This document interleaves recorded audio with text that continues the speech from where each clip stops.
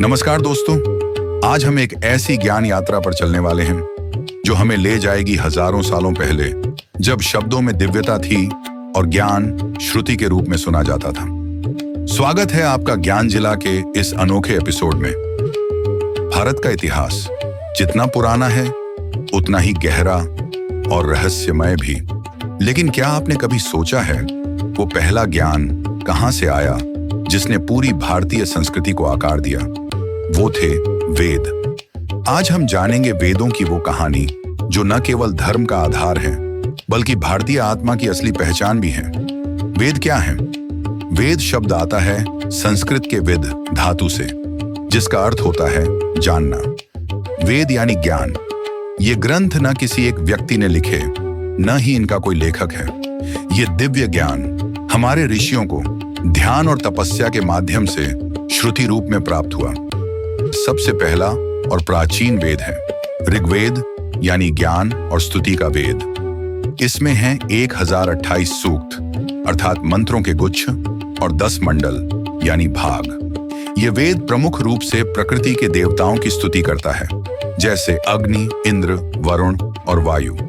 अग्नि ईले पुरोहितम अर्थात मैं अग्नि की स्तुति करता हूं जो यज्ञ का पुरोहित है और देवताओं तक हमारी आहुतियां पहुंचाता है।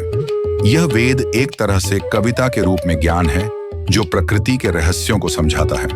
दूसरा वेद है सामवेद, जो कि संगीत और भक्ति का वेद है। इसमें ऋग्वेद के मंत्रों को गाने की लय में रखा गया है। यह वेद गायन और भक्ति के लिए उपयोगी है। इंद्राय सोमम अर्थात इंद्र के लिए सोम रस की आहुति संगीत के माध्यम से दी जा रही है। आज के भारतीय शास्त्रीय संगीत में भी सामवेद के स्वरों का असर मिलता है। तीसरा वेद है यजुर्वेद, कर्म और यज्ञ का वेद। इसमें बताया गया है कि यज्ञ किस विधि से किया जाए, किस समय कौन सा मंत्र बोला जाए और कैसे क्रियाओं का पालन किया जाए। ये 2 भागों में है। शुक्ल यजुर्वेद, जिसमें मंत्र साफ सुथरे रूप में है, और कृष्ण यजुर्वेद, जिसमें मंत्रों के साथ व्याख्या भी है। इदम अग्नये इदम न मम अर्थात यह अग्नि के लिए है, यह मेरा नहीं है। यजुर्वेद ने हमें कर्म का महत्व समझाया। जन्म से मृत्यु तक के संस्कारों में इसका उपयोग होता है। चौथा वेद है अथर्ववेद, यानी जीवन और तंत्र का वेद। यह एक अलग प्रकार का वेद है जो रोगों के नाश, मनोकामना पूर्ति, तंत्र और गृहस्थ जीवन से जुड़ा हुआ है। भिषजन त्वा भिषजम त्वा अर्थात तू ही वैद्य है, तू ही उपचारक है। इसमें ऐसे मंत्र भी हैं जो संतान प्राप्ति, शत्रु नाश और सुख समृद्धि के लिए प्रयोग किए जाते थे। ये वेद प्रकृति के रूप में जीवन के हर पहलू को छू लेता है। वैदिक युग और समाज। वेदों का काल माना जाता है 1500 ईसा पूर्व से लेकर 500 ईसा पूर्व तक, जो कहलाता है वैदिक काल। उस समय समाज सरल था। लोग प्रकृति के करीब रहते थे। गायें धन का प्रतीक मानी जाती थीं और ऋषि तपस्वी जीवन जीते थे। इसी युग में वर्ण व्यवस्था की शुरुआत हुई। ब्राह्मण, क्षत्रिय, वैश्य और शूद्र।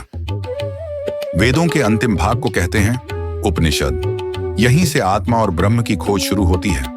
जीवन, मृत्यु, मोक्ष, आत्मा और ब्रह्म के गूढ़ रहस्य उपनिषदों में समझाए गए हैं, जैसे तत्त्वम असि और अहम ब्रह्मास्मि। ये विचार यहीं से आते हैं। वेदों की विश्व प्रासंगिकता। वेद सिर्फ भारत की नहीं, पूरी मानवता की विरासत है। ये 3500 साल पुराने हैं, बाइबल और कुरान से भी पहले के। और सबसे खास बात, आज भी इनका उच्चारण वैसे ही होता है जैसे हजारों साल पहले होता था। वेद हमें ये सिखाते हैं कि ज्ञान सिर्फ पूजा पाठ नहीं, जीवन जीने की कला है। अगर आपको ये वीडियो अच्छा लगा हो तो लाइक कीजिए और कमेंट में लिखिए कि कौन सा वेद आपको सबसे रोचक लगा। और हाँ, ऐसे ही रोचक और आध्यात्मिक ज्ञान के लिए ज्ञान जिला को सब्सक्राइब करना बिल्कुल मत भूलिए। धन्यवाद। जय हिंद और जुड़े रहिए ज्ञान की इस यात्रा में।